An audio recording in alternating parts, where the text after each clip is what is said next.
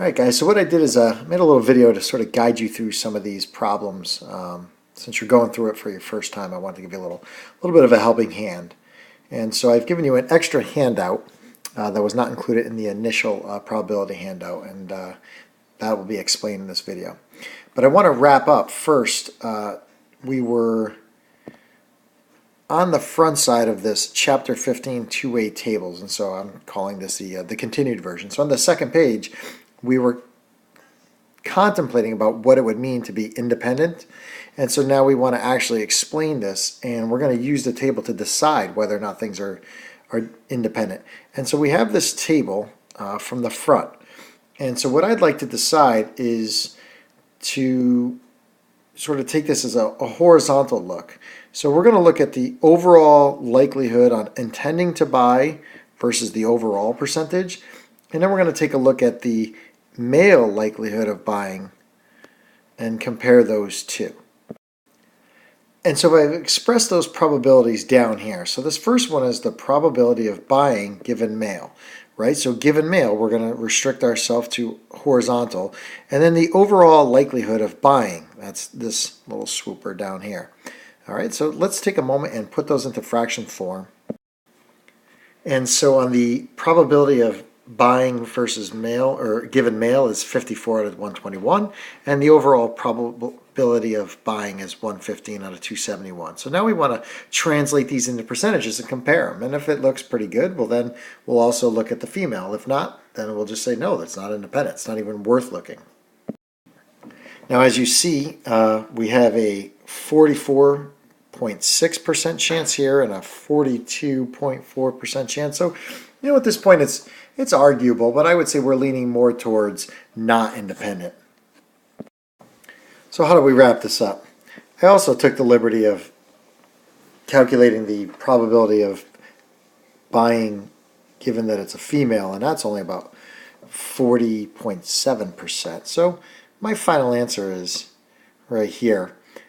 I'm just going to say that since the overall probability of purchasing online, that's the probability of buying, is about 42.4%, and the probability of purchasing given a male, right here, buying versus given male, is 44.6%, I think that these variables may not be independent. Now, this last caveat right here is, well, the sample's only 271, so it's not the largest sample in the world, so a little bit of sway here and there, might give latitude to this. If we had a larger sample, maybe the numbers would be a little bit closer, but I think you get the gist of it. Let's move on. So the next question just asks us to repeat this, but now they didn't give us any information in the table. We've got to kind of put this together on our own. So I just kind of zip through, and I see a couple of numbers, and I see numbers in the words as well. So let's go ahead and read this. We got we're repeating the survey in another class of 24 students and find that 6 of the 9 females intend on buying online and 11 males do not intend on buying. Organize these responses in the table. So overall, it looks like we have an overall number of 24. Now it says that 6 of the 9 females, so I guess that we have 9 females, and when I take 24 and I subtract 9, we must have 15 males. Now of those 9 females, 6 intend on buying online, so that's a 6 for yes, which means or implies that we have a 3 for no. Only 11 males do not intend on buying, so we have 11 males here. 15 minus 11 is going to give us our 4. That adds up to 10, that adds up to 14, and when I take the 10 and 14 I get 24. So it looks like we're pretty solid on the two-way table. Now you must be wondering, Mr. Recklin, are you at a diner? We hear all this crashing and banging in the background. Oh no, that's Mrs. Brecklin. Looks like tacos are ready for dinner. I'm going to press pause. I'll be back.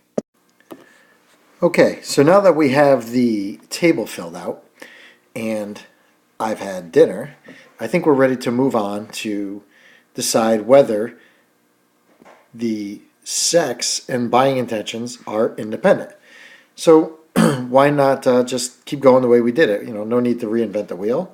Let's examine the probability of buying given a male, and then look at the overall probability of buying. Now, buying, giving a male, we're restricting our eyesight to males, so that's going to be 4 out of 15. And then the probability of buying is going to be 10, right? 10 total intentions of buying to 24 total. And all we got to do is turn these into percentages. And what we see is we have an overwhelming sense of support for no, these are not independent. So let's just structure that in a nice grammatically correct sentence. And again, if your sentence is not exactly like this, it's not the end of the world, but something along the lines of, according to the sample or the data suggests that buying online and sex are not independent, right? You don't have to scream it with all caps. I'm just trying to make a little bit of emphasis here that it is not independent. And then what we can really say here is that males are really less likely to buy than overall. All right, that's good. Let's move along. Okay, so this was the additional handout that I've given you, and even if you don't have it, you could just simply copy this on plain paper. In an elementary classroom, there are 11 girls and 9 boys, and the teacher is going to randomly choose 2 students to go to the cafeteria to pick up snacks for today's party. And I don't know about you guys, but I'm already into this question. I mean, snacks and a party. Sounds great to me. Is it more likely that she sends 2 girls, 2 boys, or 1 of each? So to answer this, we're going to set up a tree diagram. And what we want to make sure we understand is that we had 11 girls originally and 9 boys. So altogether we had 20 kids. So if she randomly selects 1 kid to go, if it's a girl, well, there's 11 girls out of 20 kids. And if it was a boy, there's 9 out of 20. So the probability of the first kid being selected was a girl is 11 out of 20. And the probability that first kid selected was a boy is 9 out of 20. Now comes the tricky part. We got to subtract. What about after? So given that we had chosen a girl, so we have to make the assumption that a girl was selected first. What's the chances of a girl being selected again? Well, remember, there was 11 girls, but if we had already selected 1, there's only 10 left. And if there was 20 kids to begin with, there's only 19 left. So this 10 out of 19 represents the probability of a girl given that a girl was selected already. And this 9 out of 19 is the probability of a boy given that a girl was selected first. So let's fill this out down at the bottom. So what we have is if we've selected a boy the first time, that was 9 out of 20. Now, what if we select a girl knowing that we've already selected a boy? Well, there's 19 kids left, and there's still 11 girls because on this branch of the tree diagram, we selected a boy the first time. Now, what if we selected a boy the first time, and what's the chances of selecting a boy a second time, given that this already happened? Well, there's only 8 boys left, and there's 19 kids left. So, again, this concept is that the probability of a boy given that a boy was selected the first time, and this is the probability of a girl given a boy was selected the first time. And at this moment, I'd be thinking, well, Mr. Breckon, how do you know that it was given? Well, we're just making the assumption on these legs that that's what happened. So now up here, to get the probability of 2 girls, that's the probability of a girl and girl, we multiply these 2 probabilities. And we don't need to worry about independence because we have the exact probabilities we need to multiply. So 11 out of 20 times 10 out of 19 gives us 0.289. So what about this next one? This is the probability of girl, then boy. So that's going to be girl and boy. And what are we going to do? We're going to multiply this 11 out of 20. We just follow the probabilities along the tree that made that happen, times the 9 out of 19, and you turn that into a decimal. So on these next 2 probabilities, we're going to travel along the boy limb. So the boy limb and then up the girl limb, that's the probability of boy and girl. And then down the boy and down the boy limb again is the probability of boy and boy. So now, can you press pause and set up the rest of these? Go ahead, press pause now, and then check back in with me. All right, so how'd you do? I get 0.1895 for probability of 2 boys, and the probability of one of each are both of these together, so 2605 and 2605. Identical answers for different fractional reasons. And then up here, I added the 5 onto this answer so that when I do actually go ahead and total these all up, I get 1. That's good. So this is our sample space. All of the likelihoods are 2 girls, 1 of each, 2 boys. Okay, so now let's answer the actual question. And that question was, is it more likely to have 2 girls, 2 boys, or 1 of each? The probability of 2 girls was 2895. That's the probability of 2 girls. And the probability of 2 boys was 1895. That was 2 boys. But 1 boy and 1 girl is equal to 0.2605 twice, because there's 2 ways that could happen. You could go the route of the girl first, then the boy, or selecting the boy first, then the girl. So it's both of these. And when I double that, I actually get 0.2605 twice is 0.521. So I think that's the winner. 1 of each is the most likely case. As we move towards the bottom to answer some of these questions, they're pretty obvious. The probability of a girl and a girl is right here. That's the 0.2895, and the boy is down here. That's the 0.1895. And keep in mind that 1 of each is going to be both versions. That's a 1 of each, and that's a 1 of each with different orders. That's why I have to combine both of them together. But then down here, I don't think this is as intuitive. Again, so the probability that a girl is selected given the boy. So again, given means that we traveled down that branch.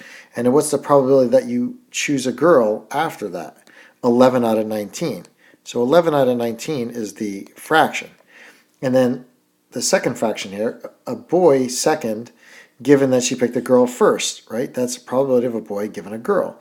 So we're going to travel the girl branch and then say, well, what's the likelihood of getting a boy if that had happened first? And that's 9 out of 19. So 9 out of 19 is that. And then we just want to turn those into decimals. And if you check, you should get the same values for me, 0.5789 and 0.4737 respectively. And so that's that. So now we just want to draw this tree diagram again for a class with 15 girls and 7 boys. So first we start over here and we say, well, 15 plus 7, that's going to be 22. Now out of those 22 kids, what's the chances that you randomly select a girl? Well, there's 15 girls and 22 kids. And there's 7 boys and 22 kids. So that's that. Now we set up a second leg. And again, we just want to say girl, boy, and girl, boy.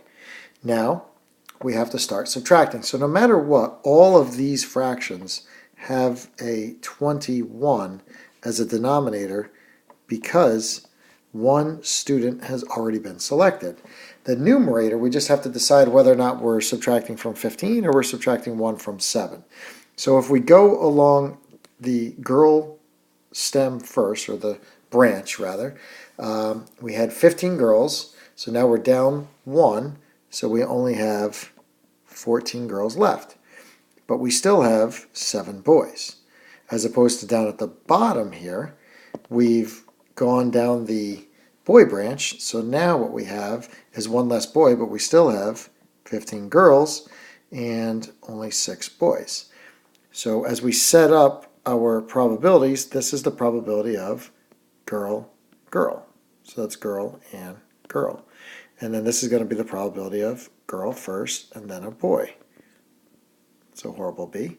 Then we're going to travel down the boy branch to get down to the bottom areas here. So that's the probability of boy and girl and boy and boy. So it's the probability of boy and boy. And to get these probabilities, all we're going to do is multiply the respective fractions that get us along that way. So go ahead and set this up and finish it off, and we'll check this in class. Now, the whole point of all of this was to get you to answer number 3 on your own, but I'll just give you a little helping hint. So in the United States, approximately 60% of the cars on the road are American, so 60 are American, and then 40% are foreign made. So they could have said the rest, but we got that. So we got American and foreign. And then it says of the American cars, 2% are recalled for repair, and of the foreign cars, only 1% are recalled. So we have A is American, F is foreign, and R is recalled. So we're going to create a tree diagram. So we have a tree diagram. So first, we need to know if it's American or foreign, and then we need to know if it was recalled, and I don't know what you want to call this, maybe not recalled, foreign and recalled, foreign and not recalled. Now, of course, the 0.6 was the American made, and 0.4 was the foreign. And then of the Americans, right, we don't really need to do any adding or subtracting. What percent, given that it's American, are recalled? 0.02 and 0.98 down here. Of the foreign, how many are recalled? 0.01 and 0.99. And so now we are in good shape, right? Finish up this diagram and answer the questions that go with it. So this should be pretty easy for you guys to answer. Just right here, what we want to do in this box is to write in words what that symbolic terminology means. But the only one I really want to help you out with is right here, the overall probability of recall. And so that idea, what is the probability that a randomly chosen car is recalled? There is no actual number that's straight up given to you. So what you have to do is add up all of the little mini probabilities that are associated with getting recalled. What I mean is that's the probability of American and recalled, that's an R, plus the probability of foreign and recalled. When you add those up, what you have is the overall probability of being recalled. You just have the two little versions of how it happens. So you're going to need to look at your tree diagram and get those two intersection statements out at the end of the tree. All right? Hopefully this video was helpful, and appreciate you guys getting things done in my absence. I'll see you next week. Take care.